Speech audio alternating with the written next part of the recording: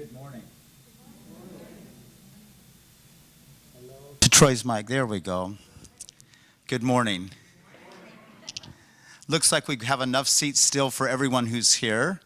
As people come in and you see that they need a place to sit, if you could move into the center, then we'd have those outside seats so that they could join us and not feel like it's a full house.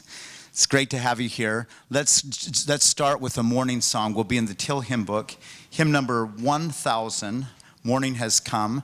I invite you to rise in body and or spirit. If you're joining us online, the lyrics are posted in the chat.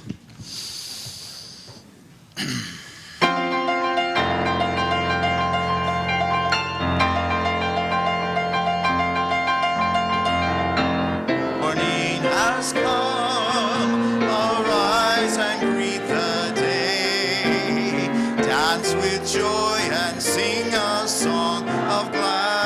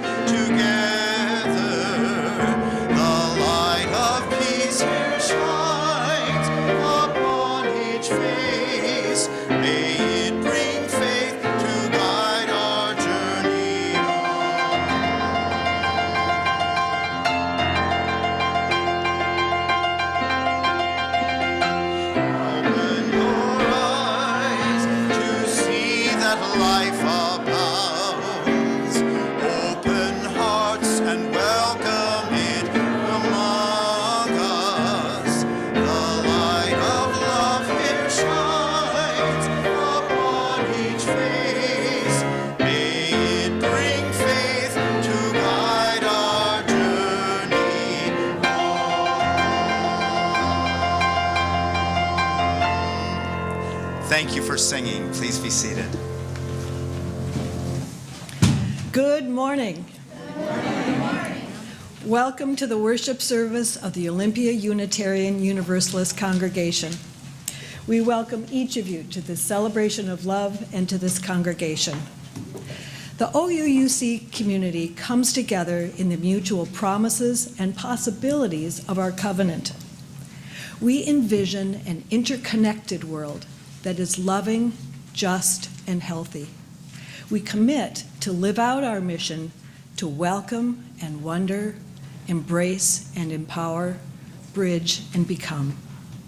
We're so glad you have chosen to be here today. My name is Ann Colbury. I use she, her pronouns. I am joined by Emmy Allen, who uses they, them pronouns. We are both members of the worship arts team. Leading worship today is our Reverend Mary Gear, Troy Fisher, our music director, and Reverend Sarah Lewis, Director of Community and Faith Development. A few logistics. The service is being recorded and streamed live both on Zoom and YouTube. For all in the sanctuary today, you can see subtitles in the chat on the screen up front. If you would like to use one of our hearing-assisted devices, check in at the tech table at the back. We also ask that you turn off any sound on your devices, and if you can, please turn off your Wi-Fi. We are a multi-generational community, and we value our young ones. Children of all ages are welcome in the sanctuary. There is an area with comfy chairs and fidget toys for all ages up front. Please feel free to use them at any point. We also offer nursery care and a storytime program for children just down the hall in the classroom wing. It is up to each family and each person to decide how we will participate here.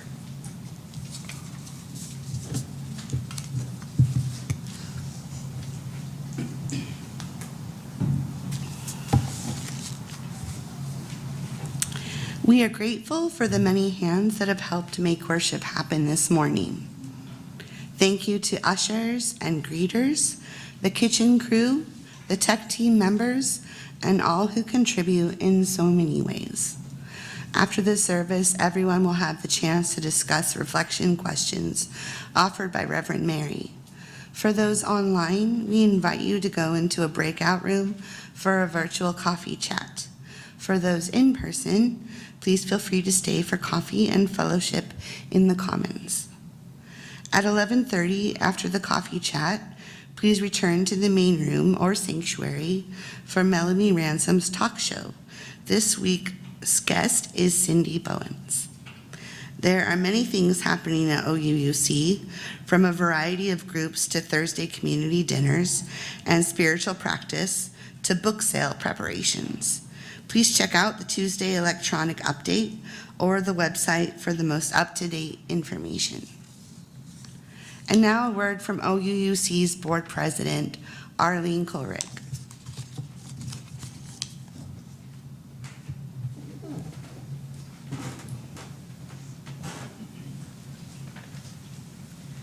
Thank you. Good morning. Morning. I just wanted to let you all know that next week is the third Sunday, and it's going to be Board Sunday.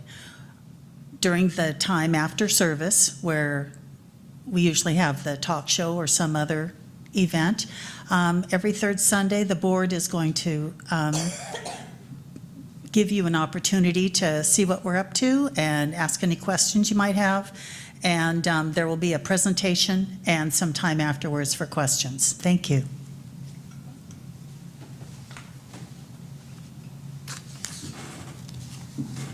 Thank you, Arlene. Now let us open our hearts and minds as we prepare for worship. Welcome, everyone. It is good to be together.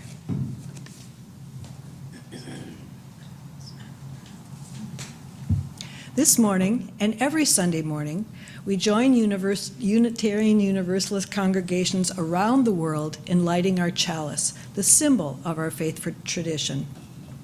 Please join me as we light our chalices together with these words by Jennifer Grayson. We come together every week, bound not by a creed or a mutual desire to please one God or many gods, yet we are drawn together by a belief that how we are in the world, who we are together, matters. We light this chalice together in the knowledge that love, not fear, can change this world.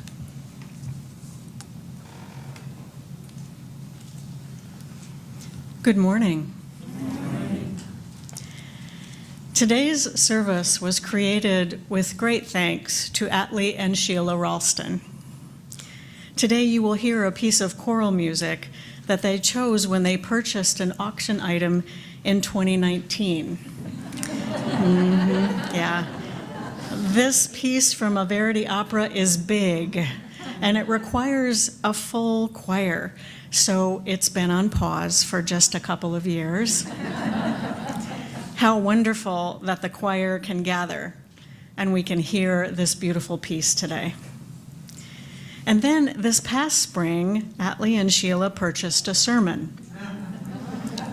I was honored to spend time with them in discussion on the topic, the spiritual topic, of bridging differences. Thank you, Atley and Sheila, for your presence in our community and for your financial support.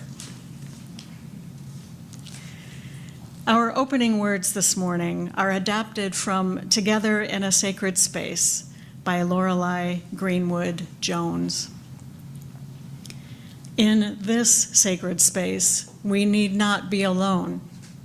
We seek a listening ear, a warm heart, open arms. In this sacred space, we join together against the waves of negativity and oppression in our world. We are a community of individual beings, living our own lives, yet coming together now and then in joyous celebration of spirit and one another. Our differences do not divide us. Rather, they are the source of interest and discovery. We do not need to think alike to love alike. Here, joys are shared and sorrows comforted. We are seen and heard and believed. Our compassion overflows. Our hearts reach out for each other. We hear the wisdom and counsel of one another. We have much to learn from each other. So many different colors of truth and ways and methods. In this sacred space, may we find what our spirits desire and what our spirits need. May we be grounded in love and sharing. In this sacred space, may we find acceptance and consideration. May our actions and words echo what we learn here. Come, let us worship together. And let's sing together again. We're going to sing the first hymn out of the Gray Book, May Nothing Evil Cross This Door, hymn number 1. Kimberly DeBoos is a Unitarian Universalist who wrote a blog entitled Notes from the Far Fringe, where she went through a day at a time and wrote a commentary on all of the hymns that we have in the Gray Hymn Book and in the Till Hymn Book. And I thought I would just share what she says about this hymn. She says, this opening hymn is a dance, a waltz, a welcoming, loving blessing to all the spirits who enter the book, the congregation, the faith, life itself. So I invite you into this waltz, this dance. Please rise in body and our spirit. The words can be found in the chat if you're joining us online.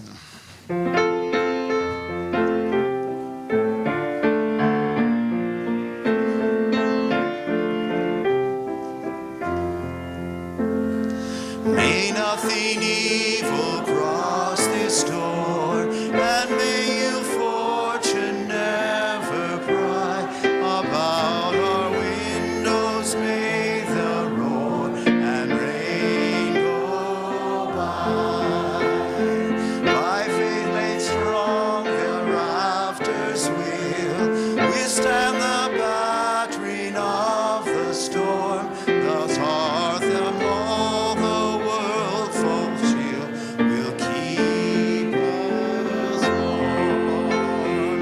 Peace shall walk softly through these rooms, touching our lips with holy wine, till every casual corner blooms into our shrine.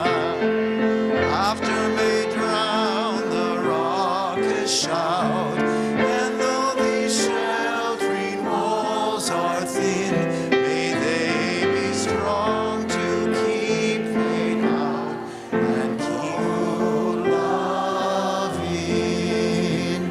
Bow to your partner and have a seat.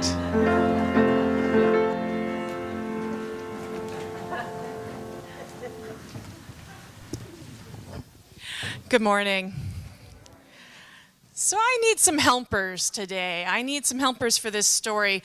They need to be willing to wear a silly hat and come up here in the front and do a slightly athletic movement. Slightly athletic.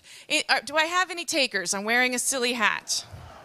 Oh, Fred, thank you. Yes. So take one of these sheep hats and go ahead and return to your seat until it's time to come up. You are going to be jogging sheep. That's your role in the story. All right.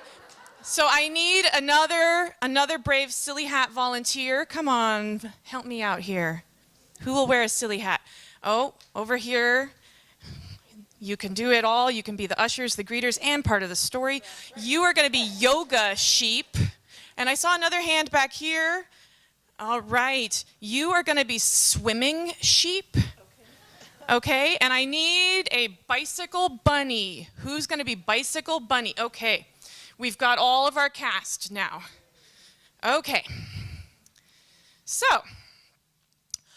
one day, all the sheep were coming home from the fields, happy to go into their comfortable beds and get comfy for the night, all except for Matko, who was rather wide.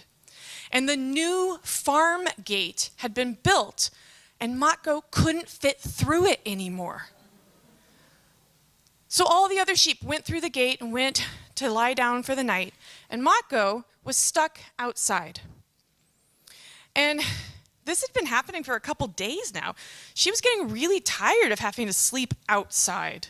This was frustrating. That silly gate, it wasn't fair. So then along comes Yoga Sheep. Yoga Sheep, come on. Yoga Sheep came up to Matko and said, have you thought about trying yoga? Yoga Sheep showed off some nice yoga moves. Beautiful yoga moves. Thank you, Yoga Sheep. And Matko said, yeah, that's a great idea. Thank you for that. And then Yoga Sheep went on to bed because Yoga Sheep could get through the gate. Thank you, Yoga Sheep. And Matko did yoga every day. Still couldn't get through the gate. Well, then along came Jogging Sheep, who was, of course, jogging. And Jogging Sheep came up and jogged around Matko and said, you know what? You know what would work? Jogging. Yep. Matko said, okay, I'll do it. And Matko jogged and jogged and jogged and jogged. They jogged together even. Thank you, Jogging Sheep. But after weeks of jogging, even though Matko got really good at jogging, still couldn't fit through the gate. So then Swimming Sheep had an idea. Swimming Sheep came along, said, you know, my favorite form of exercise is, guess what? Swimming. Come on and swim with me. And Matko did. They went and did a lot of swims. It was great exercise. Matko got really good at it. They had fun. Thank you, Swimming Sheep. But still, Matko couldn't fit through the gate. Bicycle Bunny came along, showing off their new bike. And they said, you know, all of those things, I think what would really help you is bicycling. And Matko tried, but no, still didn't help. Thank you, Bicycle Bunny. And Matko was so frustrated. Nothing was working. And she thought, and she thought, and she thought some more. And then, aha, she had an idea. And she went off and she got everything that she needed. And she took care of it. And the next day, the other sheep woke up to see Matko lying there in her spot with all the rest. And they were all surprised. Matko, how did you get through the gate? You're still so wide. Matko said, well, I got some tools and I fixed that gate. Because guess what? I'm just fine the way I am. Thank you to all of our actors.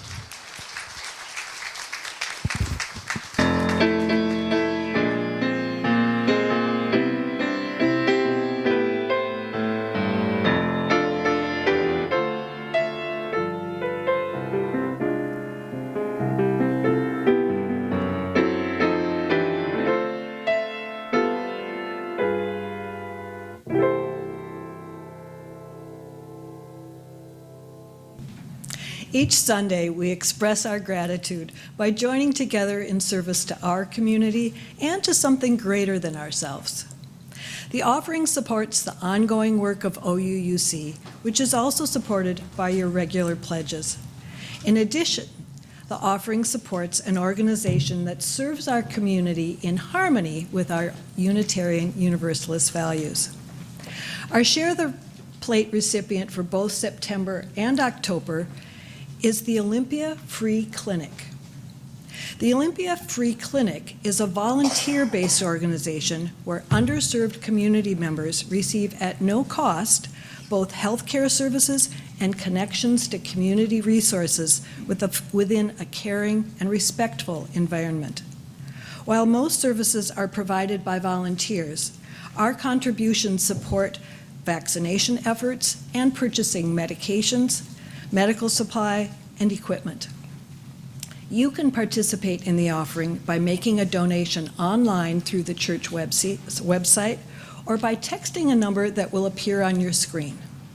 You can also mail a check to OUUC or place your offering in one of the baskets that will be passed by the ushers. May this offering sustain and grow the life and mission of this congregation.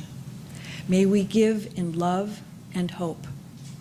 May the offering now be generously given as it will be gratefully received.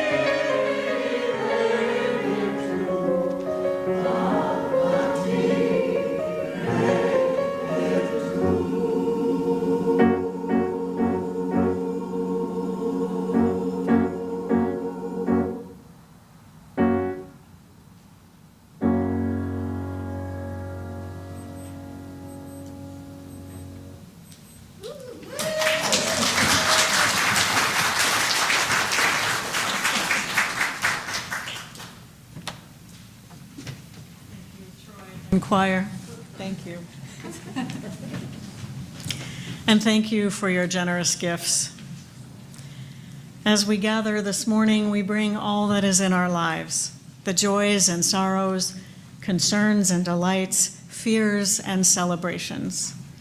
Let's open our hearts to the complexity of life as we place stones in the water of community. The drumbeat we'll hear reminds us that our individual hearts beat, and together we create the heartbeat of community. So right now I invite us to just take a breath together.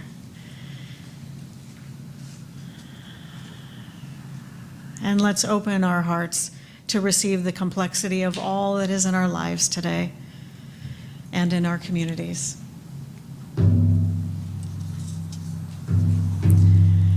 Beatrice Owana Kellogg and Fred Kellogg share that Beatrice's daughter, Nadej Subin Etame, and 2 of her co-workers were ambushed and abducted and attacked on September 29th in Cameroon, which is Beatrice's country of birth.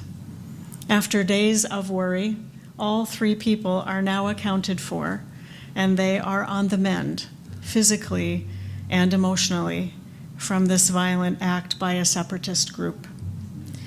Today we send our love to you, Beatrice and Fred, along with Nadej and her colleagues. May their healing continue.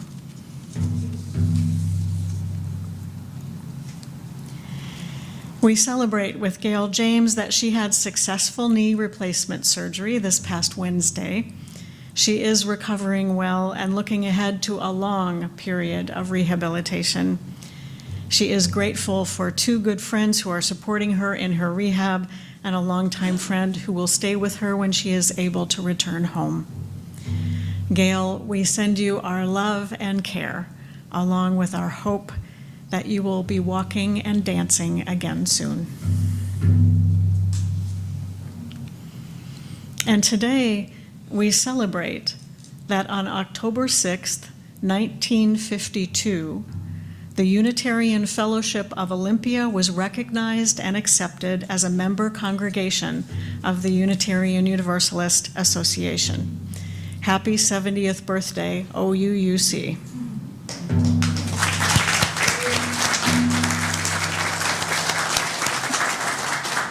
May this thriving community celebrate many more years to come. For those online, I invite you now to share from your heart by entering in the chat. This is a time to share everything that you wish, joys and sorrows and whatever else is shared from your heart. Those in the sanctuary can see your sharing on the screen. And for those in person today, I invite you to come forward if there is something you would like to bring into this community. You may place a stone in the water as you hold your sharing in your heart. I invite you to come up through the center aisle and return by the side aisles. For those who are gathered in the classrooms today, you may make your way to the sanctuary or use the bowl and stones that are there with you. So let's hear the heartbeat of our community and reach out our hearts to all those who share today.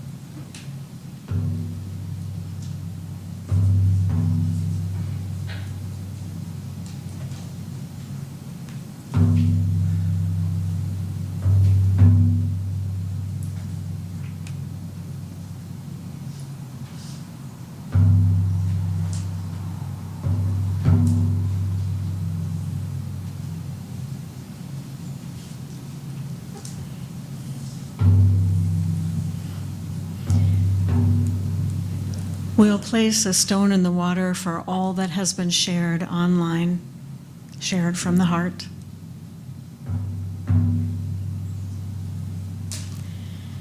And we'll place one more stone in the water for all that we hold in our hearts and that remains unspoken.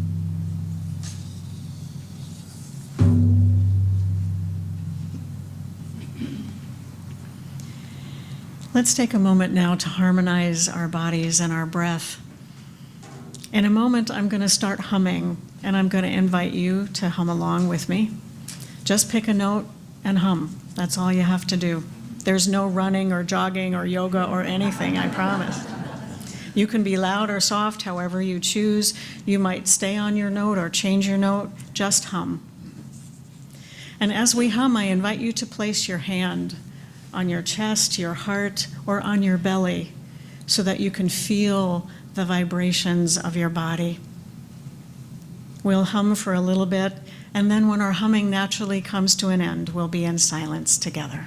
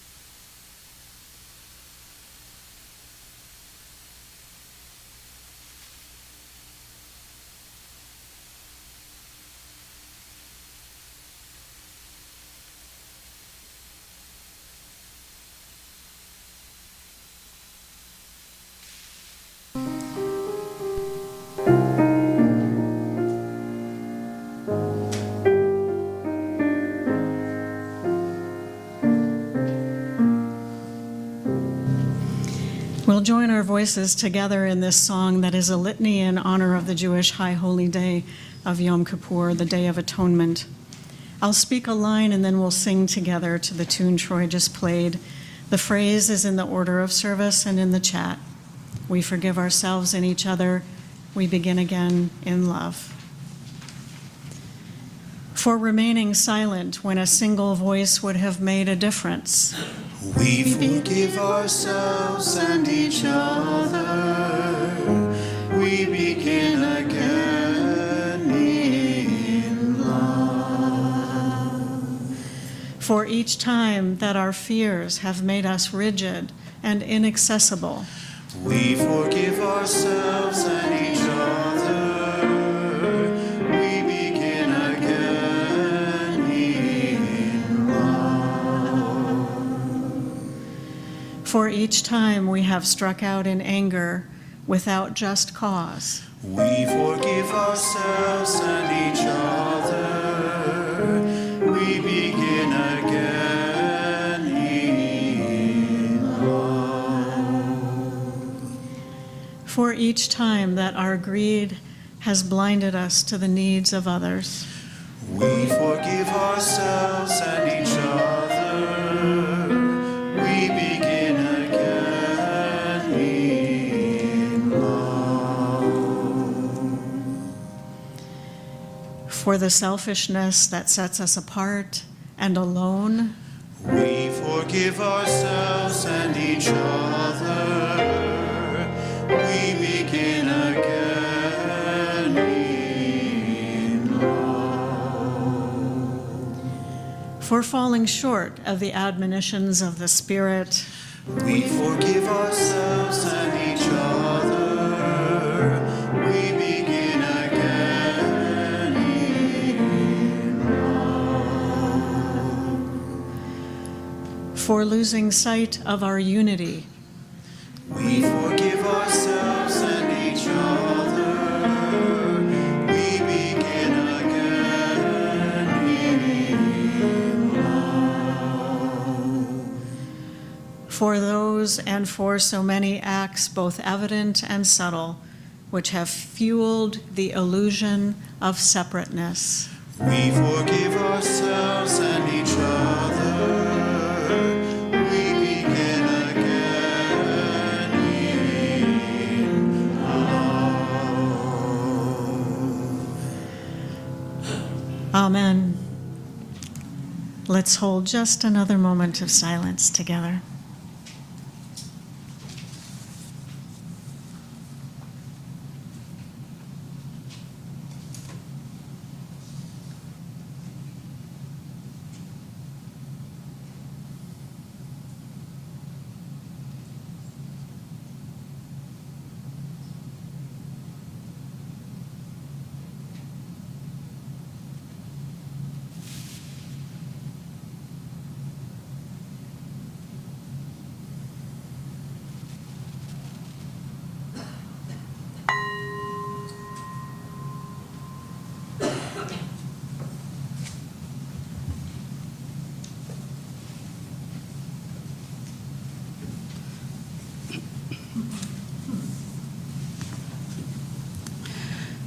Today's first reading is from author and activist, beloved Audre Lorde. It is not our differences that divide us. It is our inability to recognize, accept, and celebrate those differences.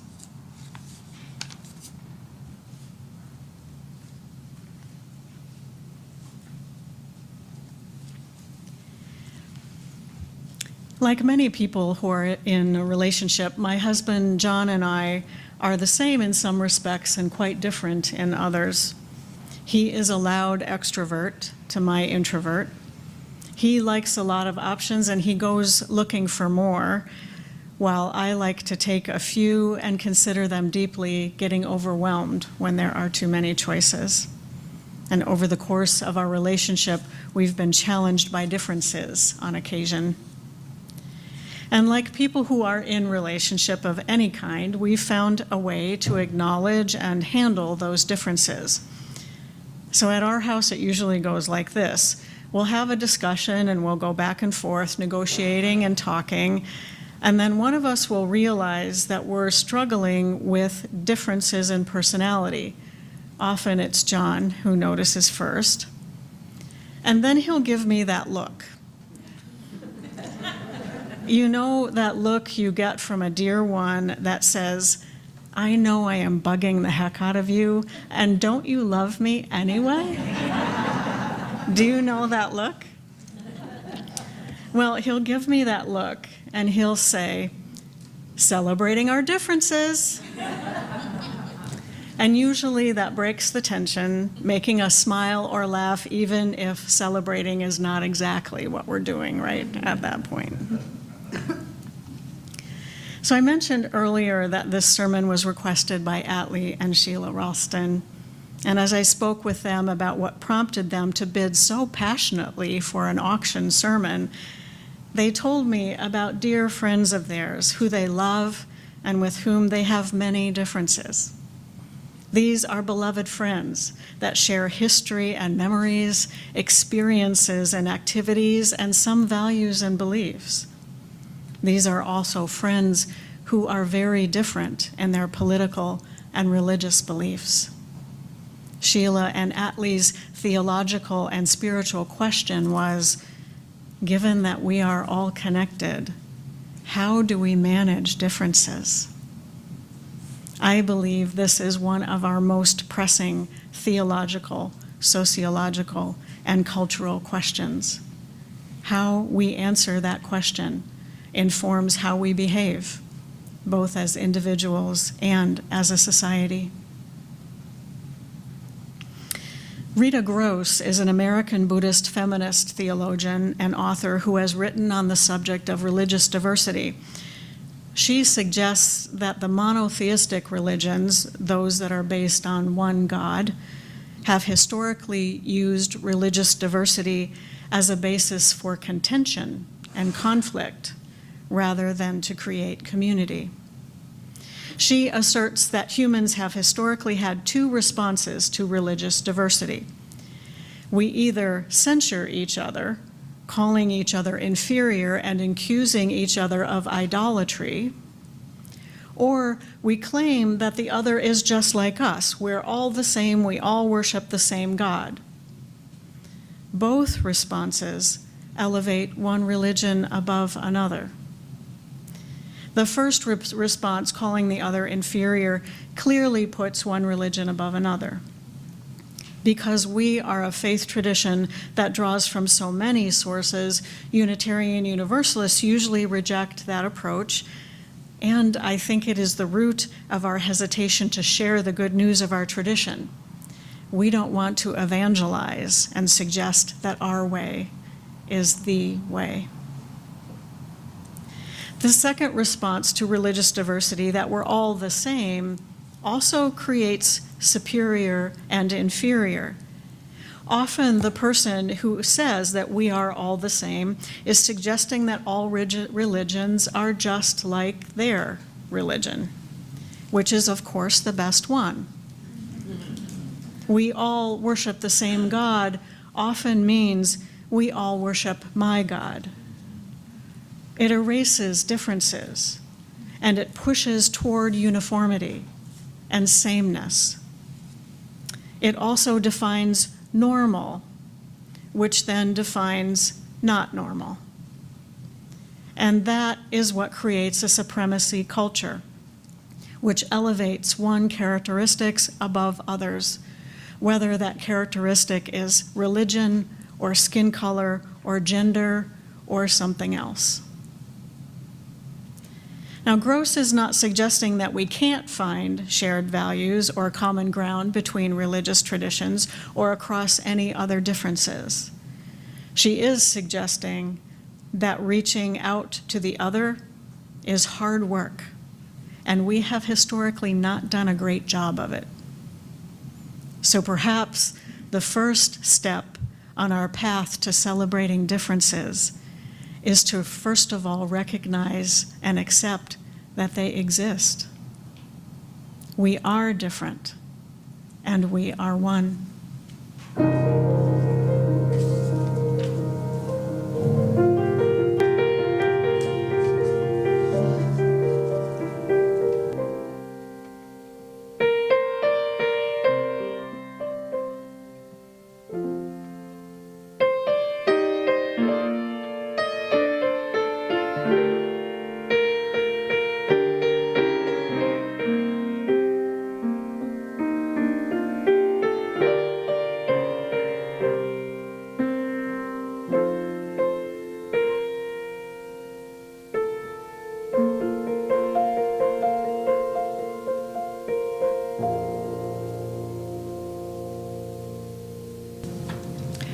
Today's second reading is from UCC clergy and peace activist William Sloan Coffin, Jr.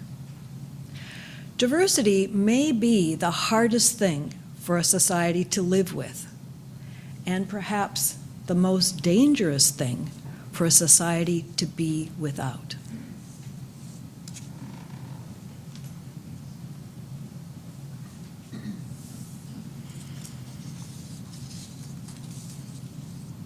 Atley and Sheila described to me an experience in their undergraduate days that was important for their spiritual growth. In about 1954 or 55, they attended a campus conference on religion, which was a panel of religious leaders from several faith traditions. As young students, they were so impressed by the way that these leaders listened to each other, respected each other, even cared for each other, and worked hard to find common ground across their theological differences. Sheila and Atley were inspired by this example of bridging differences, and it gave them hope for peace. Atley told me that all the religious leaders on that panel were men. There was some diversity of religion, but no diversity in other ways, and so there were voices left out of the discussion, not even invited to the table. Not that there weren't religious leaders at that time who were women or non-binary, even in the mid-1950s, but they were not the norm, and they certainly were not the expectation of many people. In my own training as a minister in this century, I had to overcome the barrier of my belief that a religious leader couldn't look like me. I certainly didn't see that in my childhood. In his book, The Righteous Mind, Why Good People Are Divided by Politics and Religion, Jonathan Haidt writes, quote, "The process of converting pluribus, diverse people, into unum, a nation, is a miracle that occurs in every successful nation on earth. Nations decline or divide when they stop performing this miracle." Bridging our differences is a miracle and a challenge. Humans, like all animals, are hardwired to notice differences. It's a survival mechanism. In the wild, difference can mean danger. The ability to notice differences can determine life or death. We teach children to identify differences and define the ability to notice differences as a developmental milestone. Do you remember the skit on Sesame Street when they would put 4 objects up and 3 of them kind of looked the same and one of them was a little bit different or a lot different, and they would sing the song? One of these things is not like the others. One of these things doesn't belong. Can you tell which one of these things is not like the others before I finish the song? Yeah, you got it. So I'm not suggesting that it's a bad thing to notice differences. It's a good thing. It's necessary to make sense of our chaotic world and to determine danger. And we must be aware that when we notice differences in people, it can lead to us and them. We evaluate others to see if they are part of our tribe or not. And we are very good at naming those who do not belong. Jonathan Haidt writes that one of the hardest problems humans face is how to cooperate without kinship. How do we develop positive feelings towards others who are not related to us by blood, who are different? His solution is that we can draw on the part of our human nature that knows that we are all connected. He suggests that each of us is a combination of chimp and bee. We're about 90% chimp, which means we're interested only in ourselves, and about 10% bee, which means we're interested in the common good. His research has found that humans are conditionally hive creatures. We can become bees. We can draw on that. We can transcend our self-interest and connect to community. It might not be where we always go first, and it can happen in certain circumstances. There are some triggers that help us switch from chimp to bee.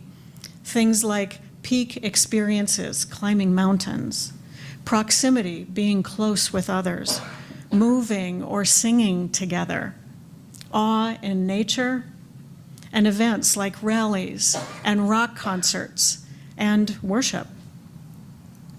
While working for the common good is not our go-to state, it's where most of our important work happens, and it's certainly where the work of inclusion can take place. So biology teaches us that differences are not only good, but they are also necessary.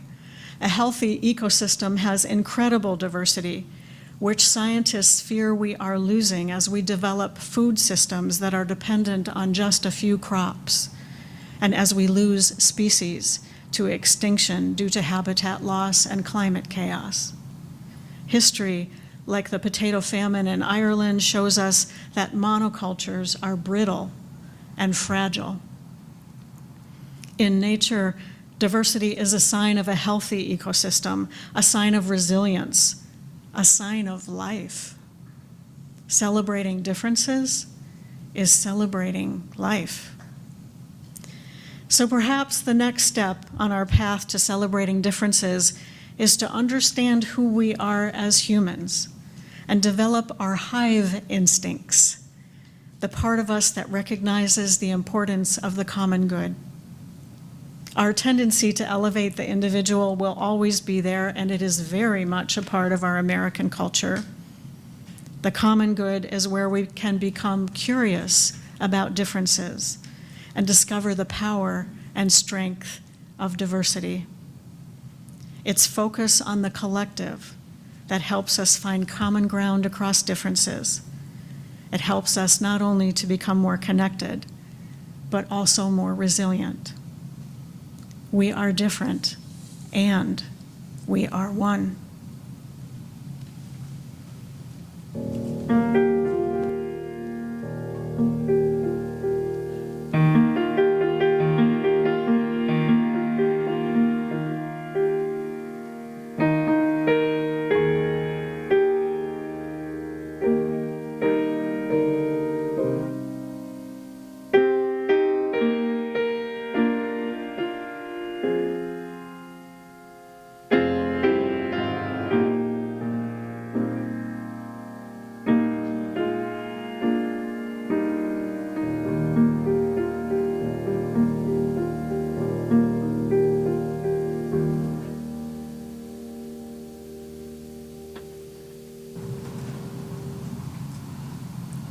Our final reading is from author and activist, beloved African-American queer scholar and changemaker, James Baldwin.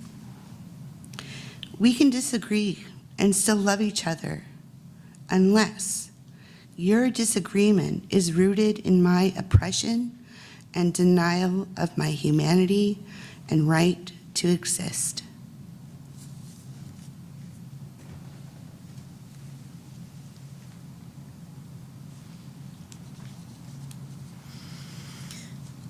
When we met to discuss this sermon, Atley and Sheila shared with me the deep sadness they experienced with their friends, that there were topics they couldn't speak about, including current events.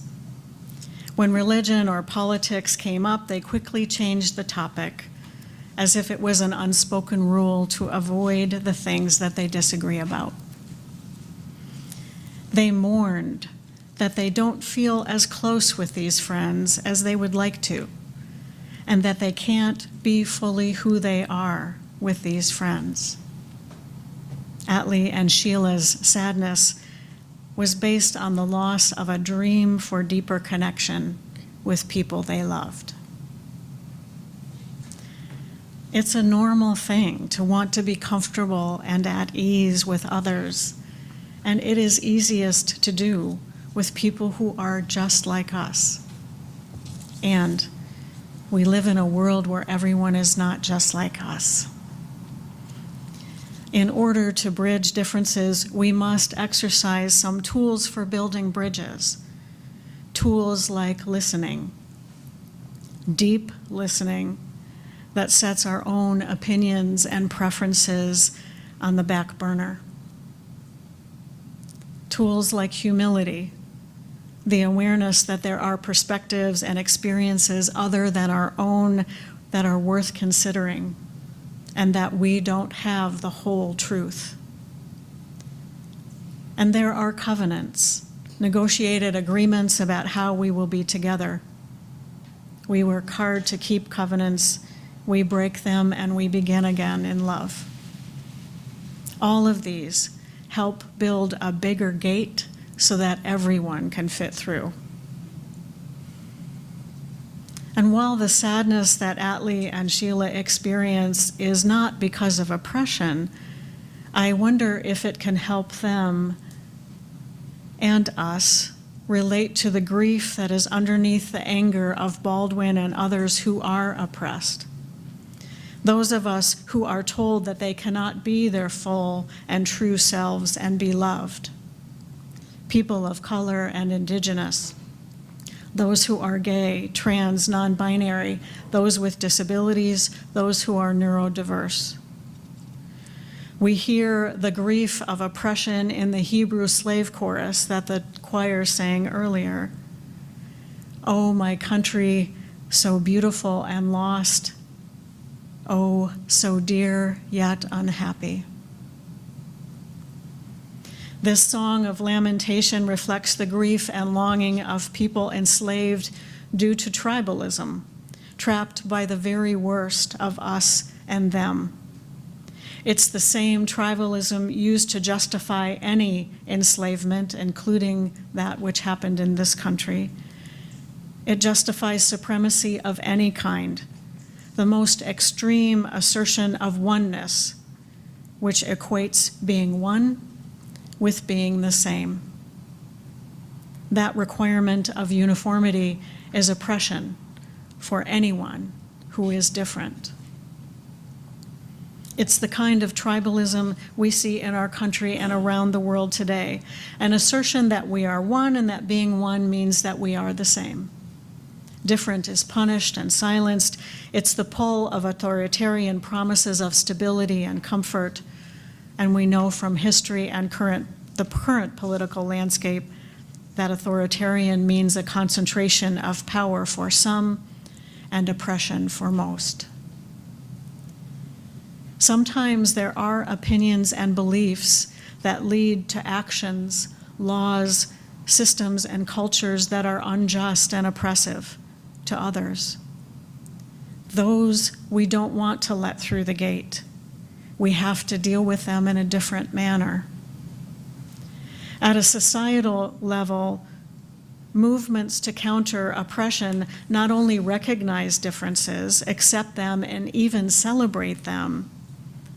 Anti-oppression work goes beyond that to define the boundaries of what actions can be taken based on differences. In other words, anti-oppression work asserts that there are actions based on differences that are unjust, and that because we are all connected, those unjust actions cannot be forced upon others by individuals who hold those beliefs. Those are beliefs like racism and sexism and such. The common good requires that some individual actions are limited. We can believe what we want, and there are boundaries on our actions whenever we are in community. A recent example is our collective response to COVID. Mask and vaccine mandates were put in place to protect everyone, and some people said it infringed on their rights and beliefs and values. And those people had the right to express their opinion and even challenge the mandates in the court system. They did not have the right to defy the mandates because that put others in mortal danger. Sometimes the common good takes precedence over the individual. Not always, but sometimes. Baldwin's words define another limit. We can be different and love each other unless your right to be different challenges my right to exist. All of the isms, racism, sexism, heterosexism, ableism, they define a boundary that must not be bridged. We don't want to build a gate big enough to let hate in. As individuals, we also have limits, behaviors that cross the line of what we consider moral and ethical, actions in conflict with our deepest held values. It's the work we do in a faith community that helps us define our values and beliefs, our boundaries, and how we live in them and live into them. Sometimes when our boundaries are crossed, distance and separation is the healthiest thing for our own well-being. And sometimes staying connected and relating across the divide is the better course. We decide how big our gate is, and we can notice our response when we are invited to make our gate even bigger. Do we want to accept that invitation?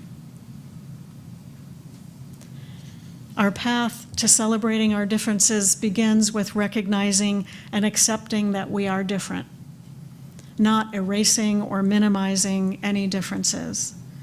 It's a process of understanding ourselves as humans and elevating the common good, at times over the individual. And it's a continual conversation and a dance about promises and compromises approached with humility and grounded in love. The work of pluralism is not easy, and it never has been. Bridging differences asks us to be uncomfortable and courageous. It asks us to sacrifice and to be humble. It's the sacred work of building beloved community. It's the sacred work of justice. We are different, and we are one. That is worthy of celebration. Let's hold a moment of silence together.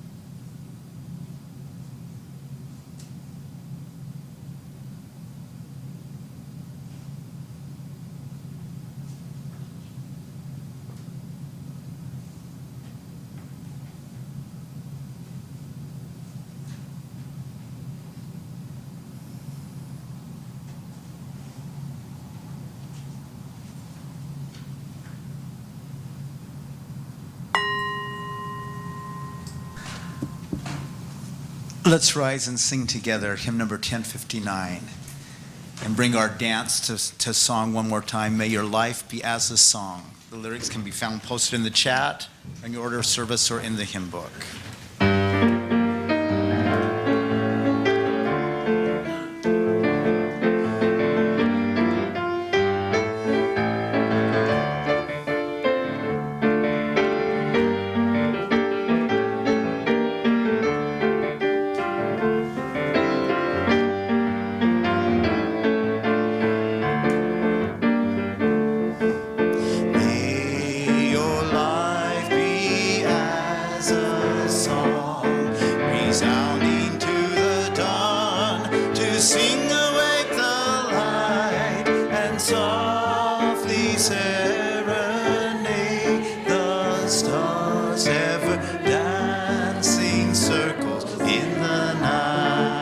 Let's do that again.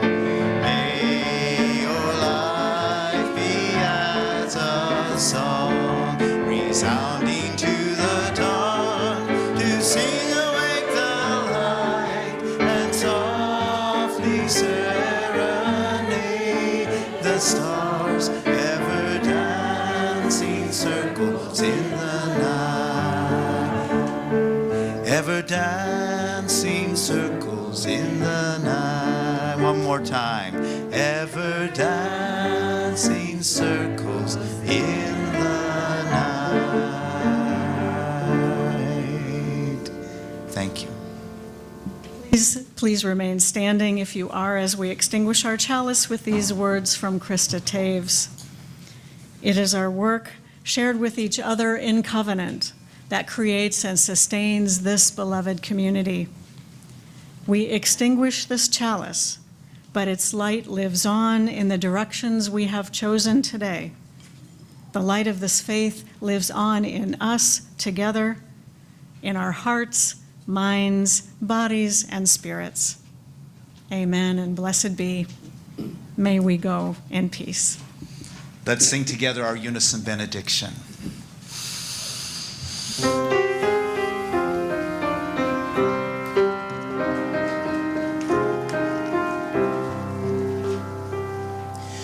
May you know the Spirit in you. May you know the Spirit in me. With loving and healing, doing and being. May you know the Spirit in all.